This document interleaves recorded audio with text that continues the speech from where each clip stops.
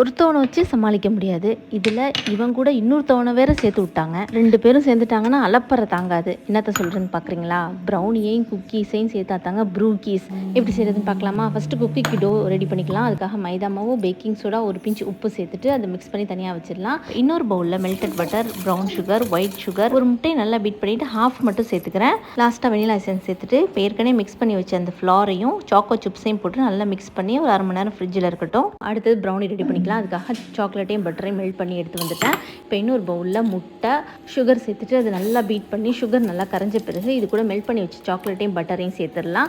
அதையும் நல்லா மிக்ஸ் பண்ணிவிட்டு மைதா, கொக்கோ பவுடர், ஒரே ஒரு பிஞ்ச் உப்பு சேர்த்துட்டு எல்லாத்தையும் ஒருத்தர் நல்லா கலந்துட்டு சாக்கோ சிப்ஸையும் சேர்த்து மறுபடியும் நல்லா மிக்ஸ் பண்ணிவிட்டு எந்த ட்ரேயில் பேக் பண்ண போகிறோமோ அதில் ரெடி பண்ணி வச்சுருக்க ப்ரௌனி பேட்டரை ஹாஃப் ஊற்றிட்டு அதுக்கப்புறம் ரெடி பண்ணி ஃப்ரிட்ஜில் வச்சோம்னா குக்கிடோ அதில் ஹாஃப் சேர்த்துட்டு மறுபடியும் மீதி உள்ள ஹாஃப் ப்ரௌனி பேட்டர் ஹாஃப் குக்கிடோ சேர்த்துட்டு மேலே இன்னும் கொஞ்சம் சாக்கோ சிப்ஸ் போட்டு 180 டிகிரி ப்ரீஹீட் பண்ண ஓவனில் 30 நிமிஷம் வச்சு எடுத்தேன்.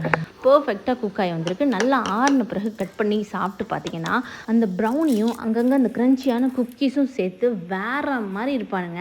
ட்ரை பண்ணி பார்த்துட்டு மறக்காமல் கமெண்ட் பண்ணுங்கள். அப்படியே ரெசிபி ஃபோட்டோவும் ஷேர் பண்ணிங்கன்னா இன்னும் ஹாப்பி. Thank you so much.